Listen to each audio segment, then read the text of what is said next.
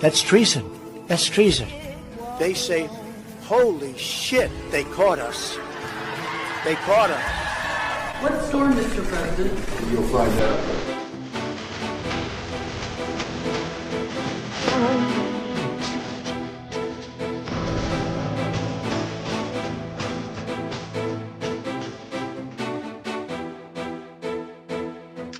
Welcome, everybody. Happy Sunday. Happy Easter, April 5th, 2026. Welcome back to NewsTreason Channel 17 and episode 4 of Breaking the System with the one and only Patrick Gunnels and the work of Eric Carlson. Gentlemen, happy Easter. How are you doing? He is risen. Christos Voskres. And happy Easter, everybody. And one more year of Christians being marginalized ideologically. And that's just kind of how it goes. We were warned about this, but we persist, as Chelsea likes to say. Amen. Amen. Well, I hope everybody is enjoying the weekend with family and friends as it should be.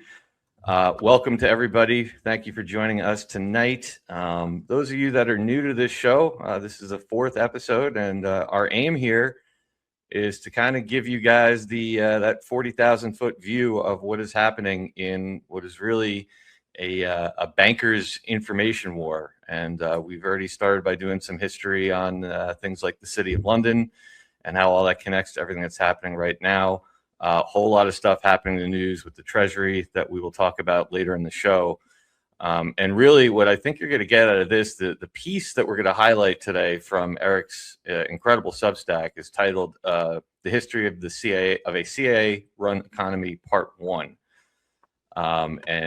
Really, I think it's important that we're kind of starting out this series with a lot of look backs on history, because I think, Eric, at the end of the day, I mention this a lot. People are probably tired of hearing me say it, but you know, all the different problems and the different challenges that we have, the really dark stuff, the human trafficking, the drug trafficking, the weapons trafficking, the corrupt government, all of it, you know, at the end of the day, it all does roll up to this financial system. So that's why I think it's important that people have a good basis of understanding it. And really, that's why we try to weave in to shows like D-Class a little bit of financial news every week.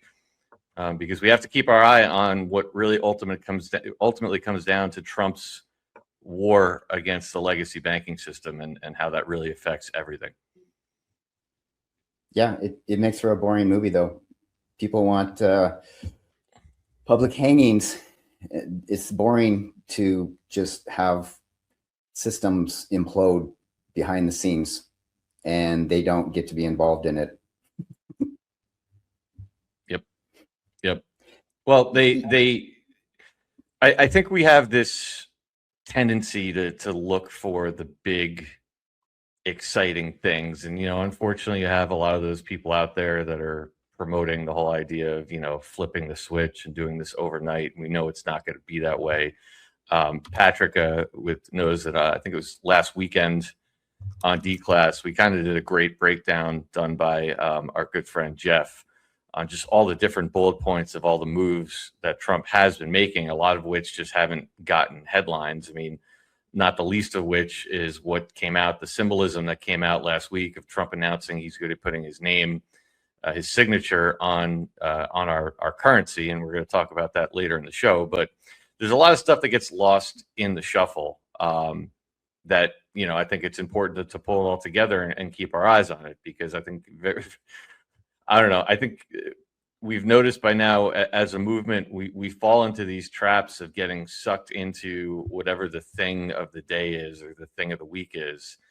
And we lose sight of kind of the patterns that are emerging. That's something we were talking about just backstage, kind of how the way we kind of do our research is very often we document our stuff, we present it, and then we have to kind of go back and look at it and see how it's aged, see where we're right, see where we were wrong, and build on it. But I know you wanted to start out with something that's kind of been a big topic of discussion. First off, before we even go into that, before we go into this subject, I want to call everyone's attention to another article that is in Eric's Substack here that we covered on D-Class a while back. We read this whole thing. This is from November of 2025. And it is titled Black Pillars. Is it possible that we actually need them? And you brilliantly go through 3 different types of black pillars and kind of how they affect the movement, right? Some being bad intentions, some being intentional, some just falling into the narrative. But I know you had some things that you wanted to address on that that were happening recently. So why don't you go ahead with that?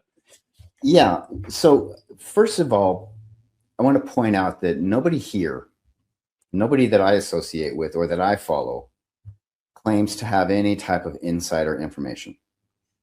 We don't claim to be former intelligence, okay? Or insinuate that we were former intelligence and leave people that, mystery about us.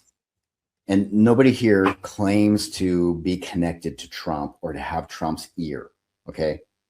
When people do this, and if they do all 3 of these things, it's a good sign. You need to walk away, delete, unfollow, whatever. When people start with things like when they start their talking point with, I was talking to someone with a deep understanding of the situation. Sorry, you're just making this up, right? And I'm not going to name any names because I know a lot of people are emotionally attached to certain influencers in our space, and it offends them. Actually, people get angry at me that I don't get filled with enough fear, that I'm too positive. I must be just an idiot because I don't see all of these catastrophic things that are about to happen. How can I sleep at night? What is wrong with me? And I wanted to point out first about manipulation of markets. And this is a little bit side tangent to get us where I want to go. When we look at markets, whether it's the bond market, the stock market, the metals market, it's cryptocurrency, whatever, the bigger the market, the harder it is to manipulate it. The smaller the market, the easier it is to manipulate. It's easier to manipulate 30 people than 300 million people, right?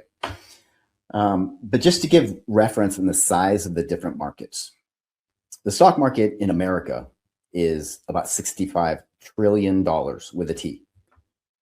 The US bond market is about $50 trillion, so a little bit smaller.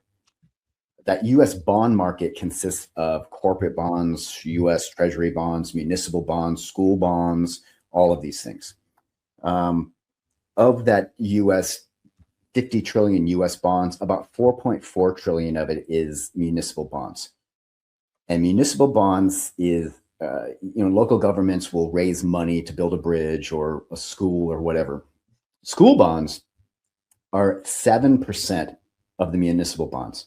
So a fraction. If you look at the total of the 50 trillion in US bonds, school bonds represents about 0.62%.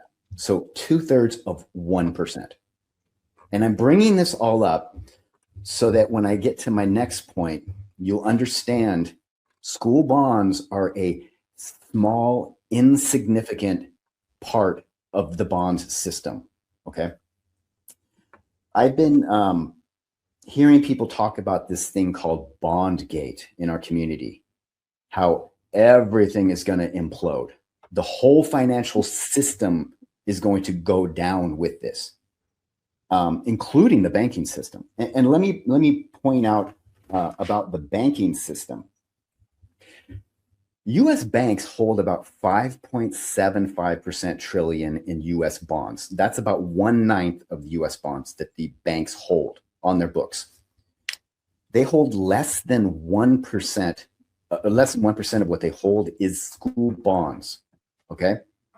Banks have been getting out of school bonds for the last several years because they understand that school bonds are corrupted, that there's money being skimmed off the top. But the thing is, this is not insider information. This is stuff everyone knows. In fact, last fall, I had a guy knock on my door running for school board. And I was kind of testing him. And I said, hey, do you got 10 minutes for me to tell you the history of the Department of Education? And I gave him the rundown. And he realized, wow, this guy knows what he's talking about. He understands all of the corruption within the school system.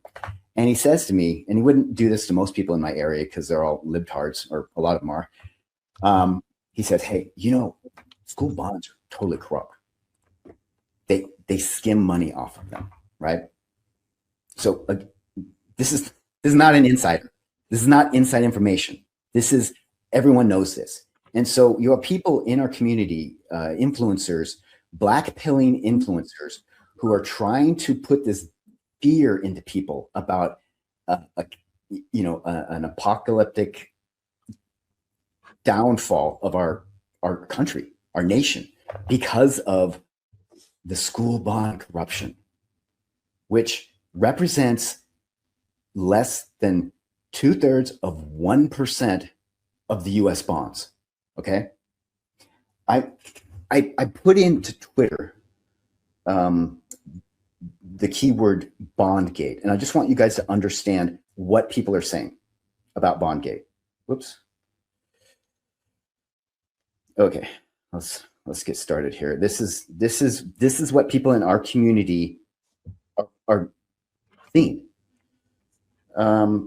This could be, I'm not going to name names because I don't want to upset people. This could be an extinction level event. Bondgate involves alleged fraud tied to school bonds, property taxes, and assessments impacting homeowners and communities nationwide. If true, the consequences could be massive, with potential economic fallout and major system disruptions. Okay, let's go to the next one. Let's see here.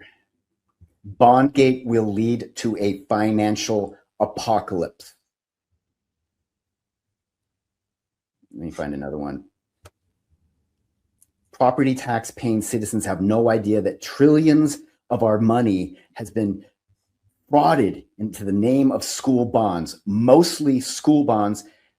And before it is over, it will be a nationwide catastrophic, bad English. There has been corruption from the bottom up, local to state and federal. Okay, trillions have been stolen. Okay, that's what this person just said.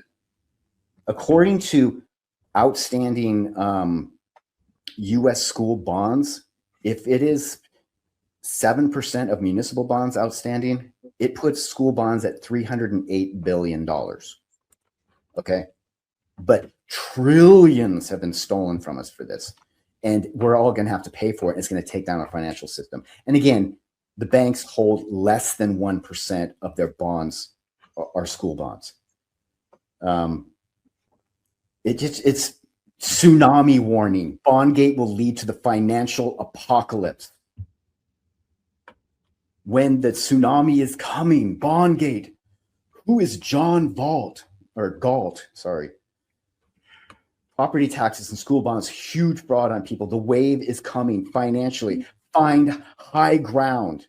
Okay, this is what people in our community find high ground, and they probably have what a metals or a crypto or something underneath it that they're trying to push everybody into. That's usually the game. Exactly.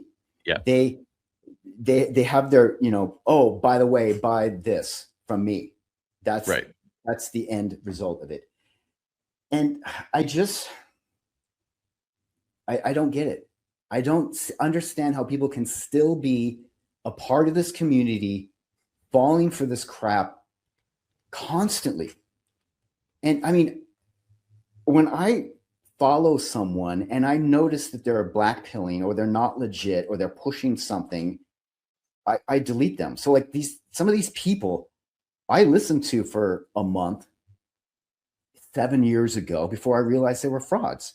And I had no idea that people still listen to them. Yep.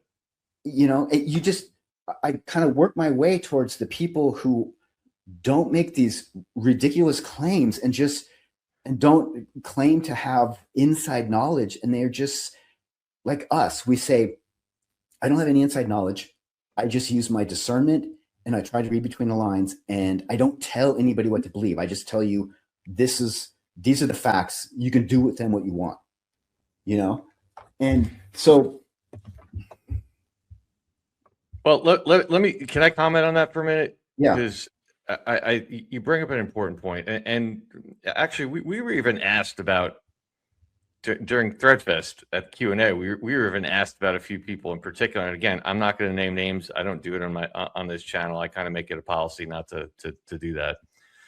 But we've all gone through that process. And to be very honest, like, we are going to talk about silver in a minute. And I did a podcast for almost 2 years before I ever even considered, I didn't want to have a silver sponsor because of some of the tactics that other people were using, the fear porn tactics to sell silver or crypto or whatever it may be. And I'm just going to say this, what people need to think through is the logic of it, right? Now, do I believe the banking system mathematically should have crashed a long time ago? Yeah.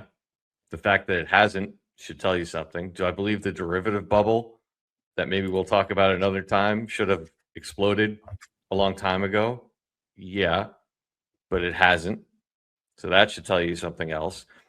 And when somebody comes to you and says, you have to put your money into XYZ, pick it.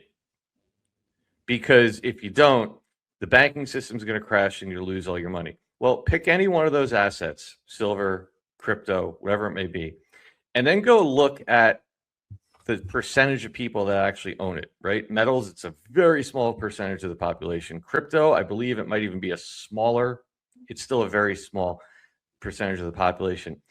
You can't believe that the white hats are controlling this operation, and their goal is going to be in order to get through this financial conversion, is going to be to crash the financial system. And let's say, I don't know, Eric, I'm throwing a number out there. What percentage is it of people is it that actually own metals? It's like 5%, something very small, right? I think it's 85% of Americans don't own gold or silver. Like, okay, cool. So let's say that means 15% of people own metals. So right. You're telling me the white hats plan is to crash the banking system, let 85% of the people lose all their money, and the only ones that are going to make out are the 15% that own metals. Right. How does that make any sense? Now, I always tell people, my advice, if people listen to me on this channel, has been, look, the FDIC can be on shaky grounds. They only insure $250,000. If you have more than 250, don't put it in one bank account, right? Diversify your money around, things like that, like common sense things.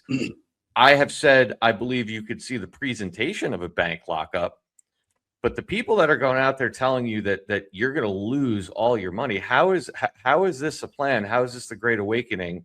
If the average person out there, the seagrass, the people that we're trying to reach, that the white hat plan is to just crash every bank in the world, never give anything back, and then transfer all the wealth to the 15% of people that own metals and crypto.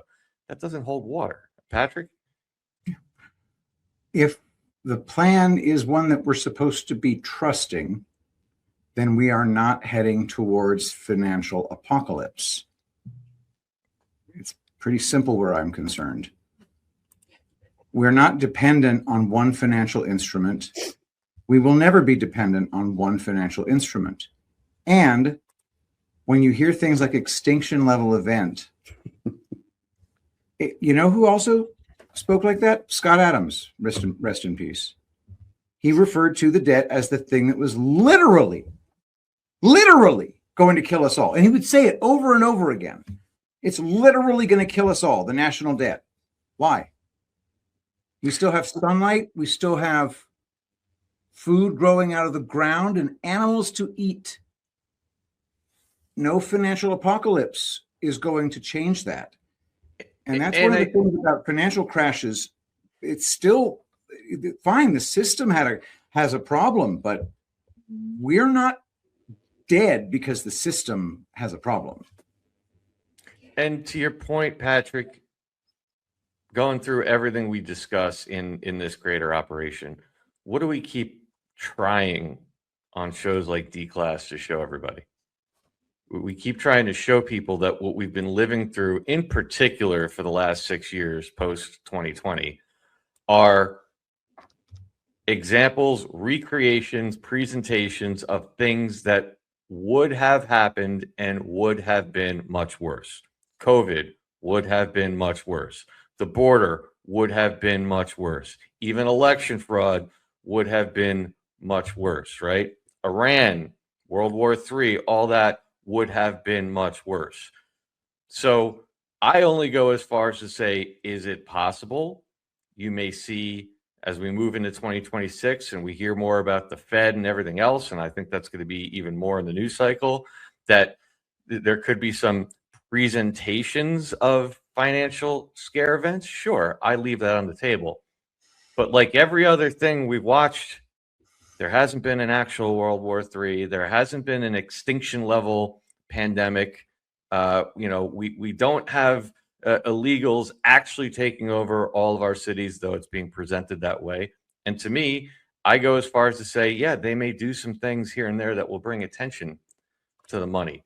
But I'll just leave it at that. To think that they're that we have, it's one of the reasons we do a show like this, to think that we have a population that knows absolutely nothing about what we really know is happening in the world financially, and that their solution is going to be to bankrupt that 85 or 90% of people.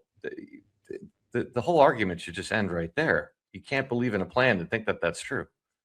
If what is going to happen that they're saying is going to happen happens, the only metal we should own is lead, and that is in the form of ammunition. Right. I mean, who cares if you've got all the gold and silver in the world buried in your backyard? If someone comes to your house with a gun, sticks it to your wife's head and says, give me all your gold and silver, if you don't have any, you're going to be dead anyway. I want to kill you anyway. So it doesn't, it's like, even let me hit on one other point. Even one of the things that I want to bang my head against the wall every time I hear it. The 10 days of darkness, does not exist in the Q drops. Maybe I'm just going to put up a 2-hour video of me saying that on a loop. It does not say 10 days of darkness. That is one of the, and you got these. The number of podcasts that get out there and say we're waiting on the 10 days of darkness. Stop it. It says 10 days on one line with a period. That's the end of a sentence, right, Patrick? That's correct. Yeah, and then it says darkness. But the reason I have to hammer that home is, 10 days of darkness, meaning the entire grid goes out, systems go out for 10 days. Okay, and maybe I should have had it ready for this show. We'll do it another time. There are videos you can watch. There are people that have studied this, right? Every major retailer in the United States uses what's known as just-in-time inventory, meaning they don't carry a lot of inventory. It costs money. So it's a well-oiled system, and they've showed how it's by day 5, if you locked up the entire logistics system and credit system and all that, in other words, you shut everything off, everything went dark for 10 days, you wouldn't get to 10 days. By day 5, every major city in the country would run out of food, water, and would descend into chaos. That's a fact. So to think, again, that 10 days of darkness is on the docket, I'm sorry, I'm not going to get on board with that. By day 5, and we can look this up. Maybe we'll show it on another show. There are people that have gamed this out. And if you just shut off the digital payment system, if you made it so no one could take digital payments, credit cards stopped working with the little cat, that's it. Nobody can get inventory. Gas stations could not pay for to fill their tanks. Food, everything comes to a stop. So again, we have to stop thinking. We have to think through logically what's possible, especially from a standpoint of a plan that we were told from the early drops was designed not to cause a civil war. So school bond defaults, incredibly low. 0.03% of school bonds default. Okay. What if school bond loans or bonds, school bonds doubled in default? Doubled. I mean, it's unheard of that default rates would double. But let's just say they doubled. If they doubled, that number would represent 0.00036% of the overall US bond market. And somehow, worst case scenario, default rates double, that 0.00036 would take down the 99.9999 whatever 64. I mean, does that make any sense? No, you know what those numbers remind me of, Eric? COVID death rates. It's almost the same numbers they stirred everybody up with. And so these school bond defaults could lead to, according to the Black Pillars, a 60 to 80 trillion dollar loss in bonds, even though we only have 50 trillion. You know. Yeah, I was talking a little bit about the market price and how the bigger the market, the harder it is to manipulate. You know, stock market, bond market, and the numbers that I came up with, I tried all kinds of different AI, systems to get accurate numbers, and I can't vouch for any of this, what I'm about to say. But from what I could see, gold owned in the U.S. Government plus Americans is somewhere in the $3 to $5 trillion range. Silver, shockingly, the number that I was finding was somewhere around 100 billion. Okay. And cryptocurrency, wow, maybe 2, 3, 4 trillion. So, gold is, of these three, gold is the biggest, then crypto, then silver is way down there on the amount that people own, because the government doesn't own any silver as a, like they do gold held in Fort Knox and stuff like that. U.S. Americans hold silver, and they've been buying a lot more recently. But according to what I could find, it's literally $100 billion. So it's not anywhere close to these other markets. And so you can kind of see how the silver market is more easily manipulated because it's so much smaller than the other markets. And one of the things I wanted to point out, okay, first of all, this is a little bit sidetrack. You two have been to Mar-a-Lago. Other people in our community have been to Mar-a-Lago. It does not mean that you are one of Trump's inside guys. Absolutely not. They have weddings at Mar-a-Lago.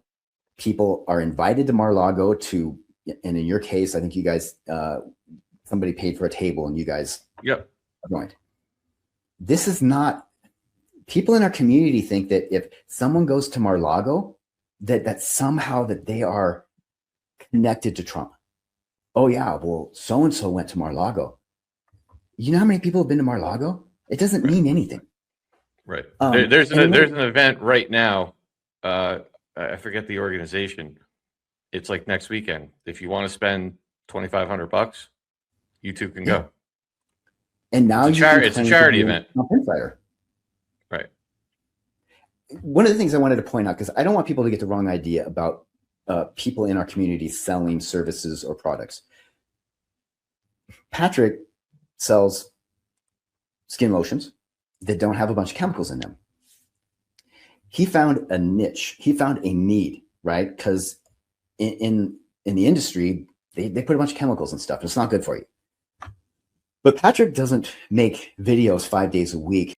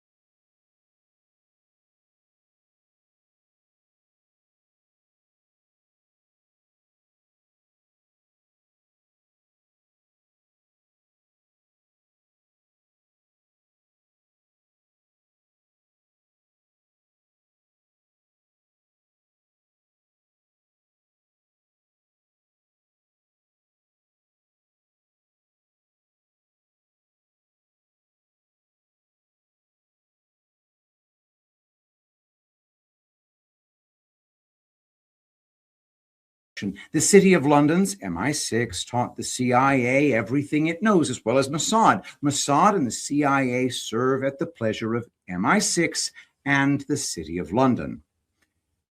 At some point in history, the British Empire went from controlling the world through trade to controlling the world through its intelligence agencies. The British East India Company was started on December 31st, 1600. When Queen Elizabeth I gave it a royal charter. By 1920, the British Empire controlled a quarter of the world. Toward the end, a transition occurred from controlling through trade to controlling through intelligence agencies, and those agencies have never looked back. The following is information I've written about in past articles. I realize not everyone has been on this journey of relearning history for that long. For others, this may be a refresher. Let me just point out, what was it, episode 1, I think we did. If you guys haven't seen that, we kind of go into the history of the City of London and Lloyd's of London and everything like that. That all took place within about 80 years or so of this date of the founding of the British East India Company. So kind of to put that into the timeline perspective for people. The Opium Wars. During the 18th century, England's domestic manufacturing was beginning to fall behind. England had created a trade deficit with China, importing much more than it was exporting. And this was quickly draining its silver reserves. To remedy this, King George III mandated the East India Company to begin shipping large amounts of opium from British-controlled Bengal, India, to China. This would not only balance out the trade deficit, but would also create a country of drug addicts who would be more easily controlled. In 1715, the British East India Company opened its first Far East office in the Chinese port city of Canton. The British Empire later tried the same tactics with the American colonies, but the Americans pushed back. This is one of the reasons the Revolutionary War occurred. I've mentioned this before, but do people really think the American patriots of the Revolutionary War risked life and limb over a tax on tea? Things were much more sinister than our high school history books taught us. In fact, the war chests used to fight the Americans were filled with profits from England's drug trade in the Orient. The British drug trade quickly ramped up after the American Revolutionary War. In 1801, the British sold 5,000 chests of opium per year. By 1836, the figure surpassed 30,000 chests. By the 1830s, England's trade deficit with China had reversed. It was now 8-1. China was importing 8 times more from Britain than it exported. In 1839, the Emperor of China decided enough was enough. His country was now full of opium addicts, so he cracked down on British opium. This caused the British to go to war with China. Basically, if China wouldn't let England destroy them with drugs, then England would destroy them with battleships. The powerful British Navy forced China to succumb to British demands, allow their opium into China, pay for the confiscated opium, and give the British sovereignty over several offshore islands. This was how the British came to control Hong Kong. After a second opium war in 1860, the Hong Kong and Shanghai Banking Corporation, HSBC, was established. According to the book Dope Inc., HSBC became the central clearinghouse for all Far Eastern financial transactions relating to the black market in opium and its heroin derivative. By 1860, Britain was in control of 7/8 of the vastly expanded trade into China. By the mid-1800s, London opium traffickers began to diversify from opium into the cotton trade. The slave and cotton trade in the American South was run by many of the same people who ran the opium trade in the Orient. Opium money was used to buy cotton, which was sent back to England to create manufactured products. The Rothschild family and the Lehman brothers made their entry into the U.S. through the pre-Civil War cotton and slave trade. The British opium traders financially backed the South in the American Civil War. While they weren't able to fully infest America with mass opium addiction in the 1700s or 1800s, the British opium traffickers did establish Chinatowns throughout the U.S. where opium trafficking occurred under the radar. I always wondered why every major U.S. city seems to have a Chinatown, when today less than 1% of Americans are of Chinese descent. Stop right there for a minute. Eric, that was one of those moments, like so many other things. Like, it's such a simple point, but when I read that, I was like, holy shit. Yeah, Never it's weird. thought well, first off, the first part of that is obvious fire. And I think one of the, I like some of the other things in the Awakening, you learn something and it's like you almost feel dumb for not having seen it before. Like, you look at history books, the way they present all the different opium wars, and it's just nobody ever establishes the pattern that you're laying out there that we all understand now, of the British constantly using that as a weapon for the last like 400 years throughout the world, right? They teach history in vacuums, like this war, that war, that war. So you're never able to actually kind of connect the dots and see that, no, this has been a weapon and a pattern for years. Like that's the obvious. But this thing on the Chinatown, it just kind of melted my mind. And I looked it up just so we can get an idea. And there's like 30 of them in the United States: San Francisco, New York, LA, Chicago, Boston, Philadelphia, Washington, Seattle, Honolulu, and smaller ones: Houston, Dallas, Phoenix, Vegas, Portland, Denver, Oakland, San Jose.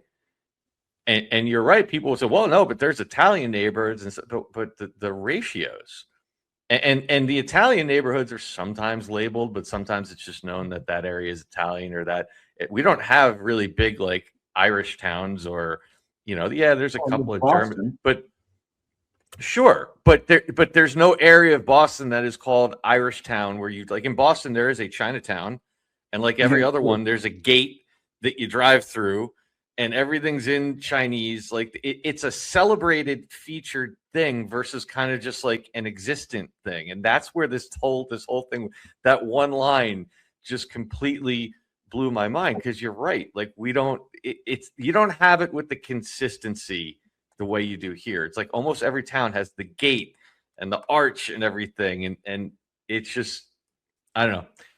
Simple point, dude, but it just kind of melted my mind when you said that. I've never thought about it that way at all. It's just one of those things that are so obvious after you hear it, but you think, why did I never pick that up before? Right. Yeah. Oh, right. By the way, Dope Inc., there's some quotes from that book. Lyndon LaRouche, remember who his disciples are? Yes, I do. That would be our friends at the Promethean Action Committee. Oh, yep. Really? Yeah. Lyndon LaRouche was way ahead of that book. Interesting. Yeah. And the other thing I was going to point out is the idea that this was very successful run on the Chinese. When the Chinese started to revolt and kind of say, hey, we don't like this arrangement, they just brought in a bunch of opium, got them all hooked on opium, and that was that. They had them back under control. And so then we had a country that we live in, and we started to push back a little bit. And their intention was to do to us the same thing they did to China, to basically bring in the opium and basically get us all under control through opium addiction. But we didn't accept it, right? Yep. And so until they came up with a better way to do it, which we'll get to later in the article. Yeah. But yeah, exactly. Oh my God, I can't wait. That's why I love being fresh for these shows. I don't even know what I'm getting into. Yep. It wasn't until Prohibition that the British opium traffickers really took control of the U.S. Opium drug war in the U.S. In the early 1920s, the British opium traffickers declared their war against the U.S. They did this through prohibition. But first, they needed to create prohibition. The Women's Christian Temperance Union, WCTU, and its Anti-Saloon League offshoots were a small, well-financed, and highly organized group that enjoyed the financial backing of the Astors, Vanderbilts, Warburgs, and Rockefellers. Notice the backers' direct connection to the American financial system, the City of London, real estate, and the elites in general. The temperance movement was run by Jane Addams, who studied the Fabian Society's London Settlement House Toynbee Hall experiment. Toynbee Hall was an attempt to replace charity with government programs. It was essentially a blueprint for the modern welfare system. As the welfare system fails today, so did this 1884 London experiment. The welfare system fails in lifting people out of poverty, but it is a great success if your goal is to keep the poor in perpetual poverty. In my research, I find it obvious that an ongoing conspiracy has been occurring to enslave America, to enslave Americans to debt through the creation and control of the Federal Reserve, to enslave Americans to poverty through the welfare system, and to enslave Americans to drugs, both illegal and pharmaceutical. By the way, at the same time, the Rockefellers were funding groups pushing prohibition, setting the stage for organized crimes, control of illegal alcohol and drugs.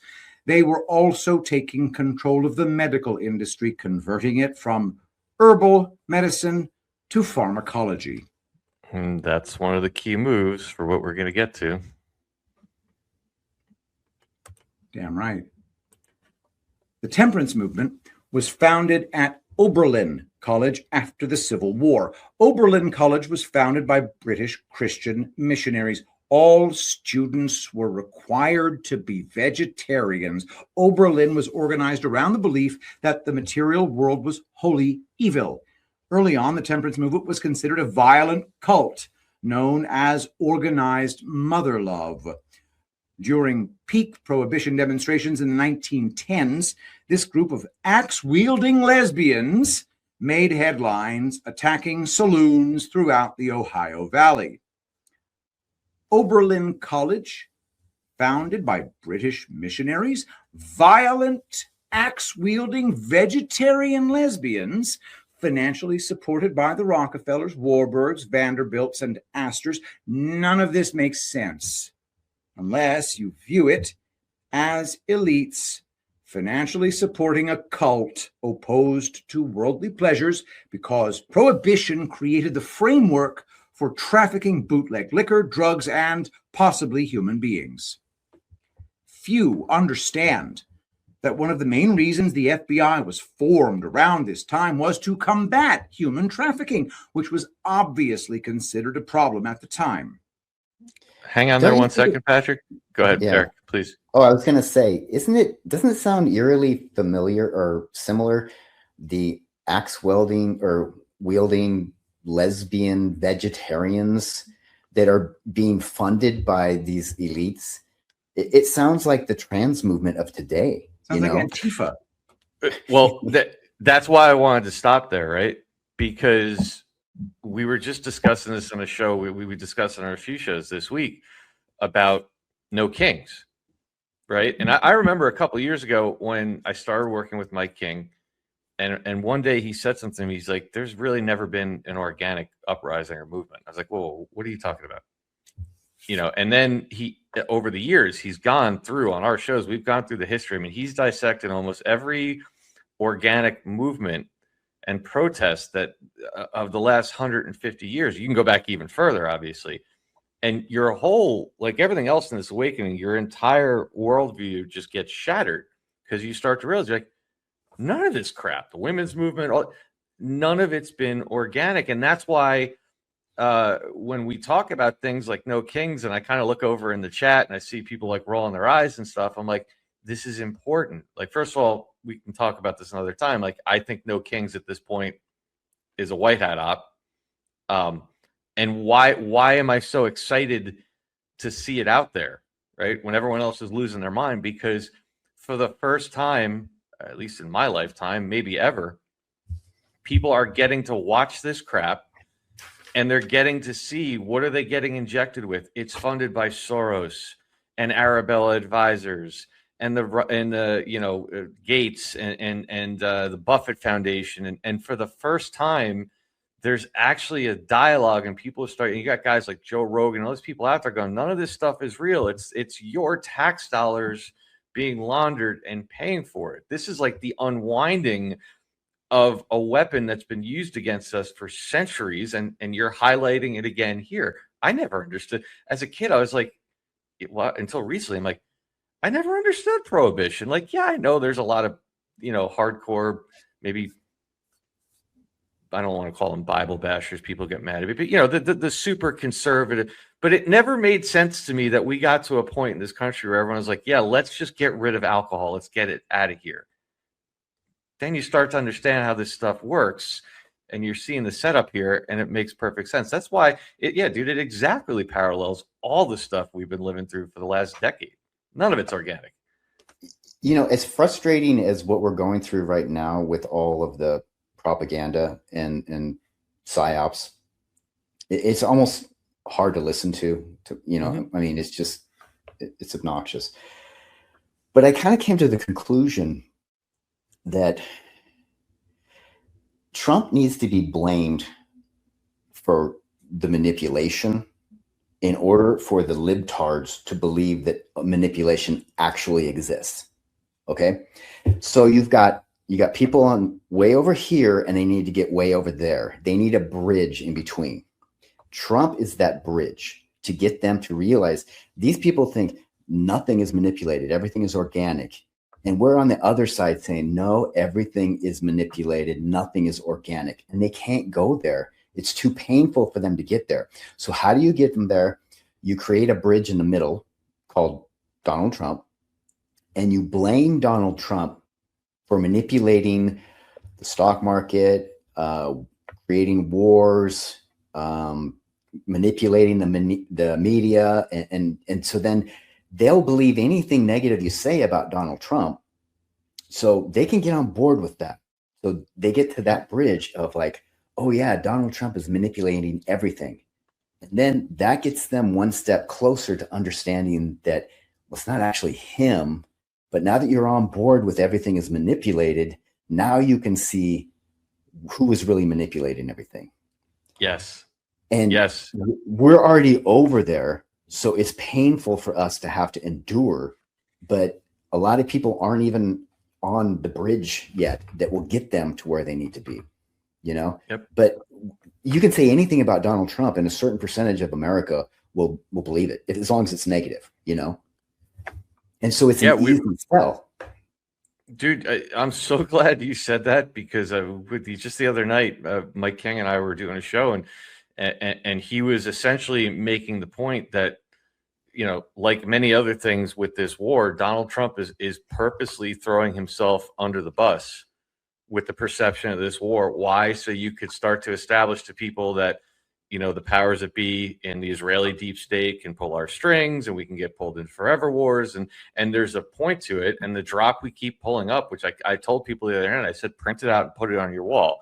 It's the drop that says, POTUS, quote, "I will gladly take all these slings and arrows for you," end quote. And then the next line that Q wrote is, "But even that can be undone." So they gave you that roadmap years ago of saying Trump, and by the way, I think by extension, people around him are going to do exactly what you're saying. They're going to throw themselves under the bus at every different possible pass to get the proper messages out to the proper people. And they're telling you, just don't focus on the optics of today, because, quote, even that can be undone. I'm 100% on board with that. Yeah. It makes it more palatable to have to endure this when you know why he has to be the take the brunt of it, you know? Yep. All right, let's keep going. Patrick. Prohibition and organized crime.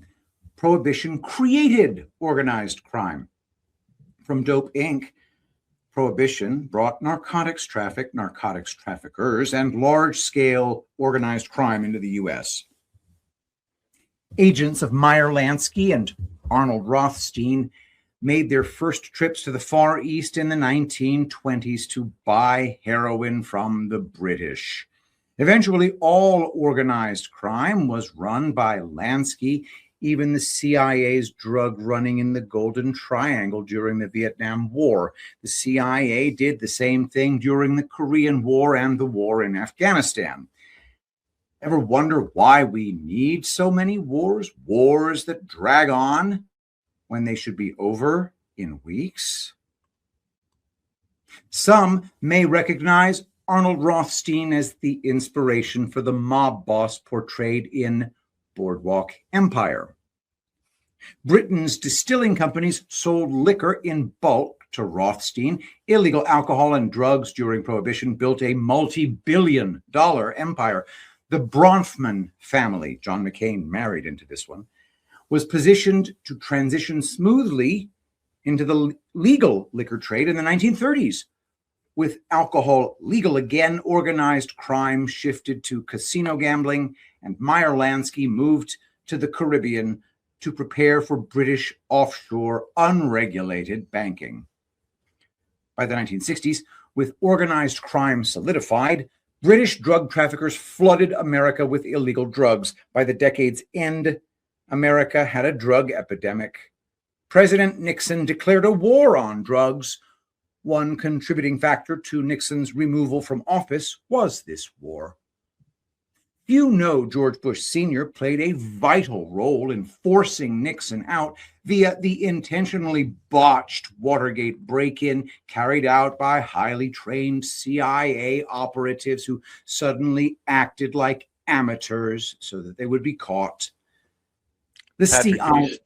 Could you stop there for a second? I want to just quickly inject a little bit less than a 2-minute video because when I was reading this earlier this week, I think we all know this thing about the Nixon situation, but I always like to point out to people, part of trying to help people navigate all this is where these conversations are starting to happen and everyone else is catching up to us. And Joe Rogan did a podcast this week. He was a guest and he was literally just talking about exactly that. He said FBI, but you get the same idea.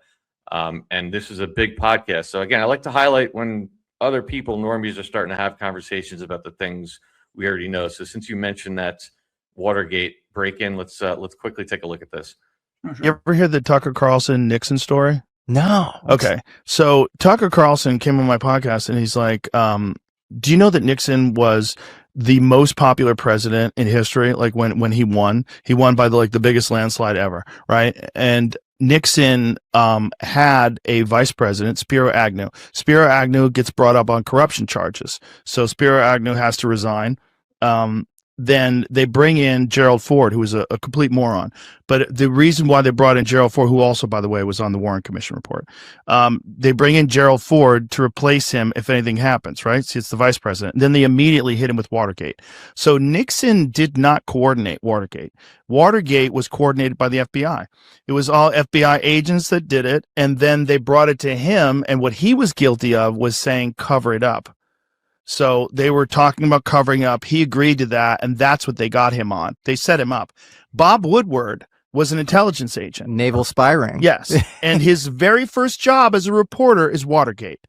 Now, if you know anything about the hierarchical structure of any kind of newsroom, there's not a fucking chance in hell some rookie reporter is going to get the big story that's going to take down the fucking president. Not a chance. And so Nixon apparently had been saying, I know who killed JFK and I know why they did it. So yes, this is, and okay, do you know who Deep Throat was? Who was basically Bob Woodward's source? I forget. Mark Felt, who's the deputy director of the FBI. Right, exactly. And then you have G. Gordon Liddy probably pulling off Watergate. Yes. Jeff Shepard, who went on Tucker Carlson's show, expounds on all of this stuff. But here's what's crazy is I think Watergate connects with the JFK assassination per what you just said, because you know who was running? So McGovern was running against Nixon, and Nixon was winning by a huge margin. He was extremely popular. So it's like, why would he break into the DNC? He was definitely paranoid. What was he paranoid about? The longtime, I guess, campaign manager for the DNC and for McGovern was a guy named Larry O'Brien. They bugged Larry O'Brien's phone. Larry O'Brien was Howard Hughes's longtime general counsel. Howard Hughes was the original guy to set up the S-Force, which ended up taking out JFK. So Nixon was so paranoid that it would get pegged on him that he took out his greatest political opponent because he was like, oh, it's a triple bank shot, but they're going to think it was definitely me. He was paranoid that he broke into the DNC. Yeah. Isn't that insane? It's insane. You know, to add to that, that story, Nixon started out in politics as a congressman out of California, and he got some funding from a guy named Prescott Bush, George Bush Sr.'s dad, who has been accused of being like a Nazi funder during World War II. And so Nixon, when he he won, you know, became a congressman, and then he became a senator, and then he became a vice president, and then he ran for president in 1960. And he knew that the 1960 election was rigged, but he let it go. And he thought, you know what, I'm going to have my chance in the future. And so when he won in 1968, Prescott Bush came back and he said, hey, you owe me a favor from how I helped fund your campaign back in California. I want you to put my son, George Bush Sr., in as your vice president. And at this point, George Bush already had a reputation of being a complete moron to the level of Hunter Biden, you know, not drug related, but just a loser. And also someone who would do anything to get ahead. And so he said, there's no way I'm putting him as my vice president. So what he did is he gave him some job in the UN. And so George Bush Sr. was working in the UN, and then he called up Nixon when he was president, and he said, you know, oh, I think that you should hire this one particular lawyer. I think he would be good for your administration. And so he hired this one particular lawyer, and then he called him and he said, I think that you should hire this guy to run your the funding of your campaign. And basically, he injected people into the White House who ended up taking down Nixon with Watergate. But I just thought that was interesting that George Bush Sr., you know, like back in the 60s, he already had a reputation, a Hunter Biden-like reputation of just, you know, like, stay away from this guy. Don't let him touch anything, you know. And then when Reagan became president, the deep state basically forced them to take George Bush as his vice president. Yep. And I argue that a lot of the bad stuff that happened under Reagan's administration was happening without him knowing, and it was all being orchestrated by George Bush Sr. Oh yeah, yeah, I would get on board with that. And then they put a bullet in his neck in what, 81, and yeah, like 2 months later. Yeah, yeah, exactly. So I just thought that was cool to inject because you know, anytime I see big names starting to have these kind of conversations, I think it's important to highlight. I know there's a little bit of a sidebar, but I think it's important. So Patrick, if you would please. You bet. The CIA has been working with the mob to push drugs since at least the 1960s. They developed LSD and pushed LSD and heroin in the 1960s. They trafficked cocaine into Los Angeles to fund Iran-Contra in the 1980s. Bush Sr. was vice president at the time. Dope Inc. explains that Nixon unknowingly challenged the British oligarchy, the Eurodollar market, and China when he attacked the drug system. Before becoming CIA director in 1976, Bush Sr. was chief of the U.S. Liaison Office to the People's Republic of China. As I've theorized in the past, Trump-appointed Fed Chair Powell raised interest rates in 2022, not to fight inflation, but to kill the Eurodollar market and sever the City of London's control over the U.S. financial system. New York Fed President John C. Williams created SOFR, which replaced LIBOR in June 2023. The more you dig, the more everything ties together. Drug trafficking, bootlegging, human trafficking, prohibition, welfare, organized crime, the CIA, and banking. What's the common denominator? The City of London. Besides being Republican presidents from California, what did Nixon and Reagan have in common? Both declared a war on drugs. Both faced removal attempts. Nixon through a CIA-created hoax, and Reagan via an attempted assassination by someone with close ties to the Bush family. Oh, and George Bush Sr. was a part of each president's administrations. Yep. And I just want to highlight that first paragraph, the SOFR, the Secured Overnight Financing Rate. We went through that all in episode 1. If you guys want to go back and look at that. Yeah, it's very important. Very important. Afghanistan. Why did the Soviet Union invade Afghanistan? One reason was to prevent the CIA from moving its heroin operations there. Now does everyone understand why Russia gets demonized so much? I think they all do. I know I'm being redundant here. I'm sorry. Keep going. After World War II, Operation Gladio placed stay-behind units across Europe to fight communism. These units needed funding. The CIA struck an alliance with the Mafia and the Vatican. The CIA would produce heroin, the Mafia would distribute it, and the Vatican Bank would launder the profits. Poppy plants were grown in the Golden Triangle, shipped to labs in France, and then smuggled into Harlem and elsewhere. The 1960s counterculture increased demand, and the Vietnam War created both a smuggling pipeline and hundreds of thousands of new American addicts. Studies show that 20 to 30% of Vietnam War American soldiers became heroin addicts. 20 to 30%. It's crazy. It's crazy. After Vietnam, the CIA lost its cover for Golden Triangle operations. Then disaster struck. Droughts and monsoons in 1978 to 1980 drastically cut opium production. The Burmese and Thai governments also began destroying poppy fields and heroin labs. The Golden Triangle was drying up. The CIA needed a new production center. Afghanistan fit the climate requirements. The Soviets understood the CIA was gaining control over Afghan leadership and would move heroin production there, so they invaded in 1979. But the invasion didn't stop the CIA. The Mujahideen and various warlords traded opium to the CIA for weapons. Opium production soared until the Taliban banned poppy cultivation in 2000. 1 year later, 9/11 occurred.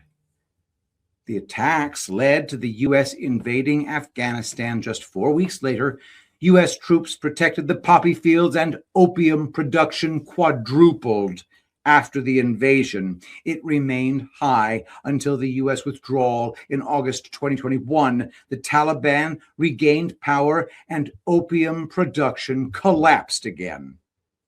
Hey, Patrick. Yeah. Remember that $85 billion of equipment that we supposedly left behind in Afghanistan? Who ended up with all that equipment? The Taliban. Yeah. How many people in the country know that they banned poppy cultivation? Ain't that interesting? It's amazing that we've been able to be siloed so effectively from that very widespread information that's over there. I believe the literal translation of Taliban is student, if I remember correctly. Students. So Taliban is the plural of Talib, Talib is student, Taliban is students. That's what it means. Yeah. Really Students of evil. Islam. Really evil, huh? I guess if you I put know. that on the news, it becomes evil. Yeah. Yeah, exactly. Fentanyl deaths peaked in the US in 2022, coinciding with the collapse of Afghan opium supply. Addicts turned to a cheaper, deadlier drug smuggled across the southern border. Later, Trump's crackdown on the cartels sharply reduced fentanyl overdoses. Doesn't it seem unusual that 9/11 occurred a year after they shut down opium production in Afghanistan, giving us a reason to go back in there and starting it up again? Yeah, yeah, It's weird. incredible. How do you not know these things? I did not know that timeline until I read this. Like that's why I said at the top of the show, dude. This article just so much in here melted my mind, and it just connects so many dots. Oh yeah. But I mean, it's like I didn't know this stuff before I wrote it either, right? I'm figuring this stuff out on the fly. Yeah. You know, and you're putting these things together going, wait, this happened. I mean, they shut down opium production in 2000, and 9/11 happens the next year. And then in 4 weeks, we're in Afghanistan. Afghanistan had nothing to do with 9/11, but in 4 weeks, we were there protecting the poppy fields. Yep. And we just all accepted it. We did. We really did. And then, not to go too far down a rabbit hole, but when you have guys out there, you know, like Bill Cooper, who predicted bin Laden would get blamed. You had Trump predicted it. Then you start to wonder, like, how much of what you're writing about here did these guys who were high up on the knowledge stream know? My guess would be they probably knew all this stuff. So that's why it was easy for them to predict, because they what you wrote here, dudes like Cooper and Trump probably were tracking all this stuff. They probably knew all this stuff, and they saw the patterns. They probably saw it coming. I'm just speculating, but yeah. But I mean, nobody said when they saw the planes first hit the towers, oh my gosh, this is to get us back in Afghanistan to protect the poppy fields, right? No. That didn't even happen 10 years later, 20 years later. Yeah. It's amazing.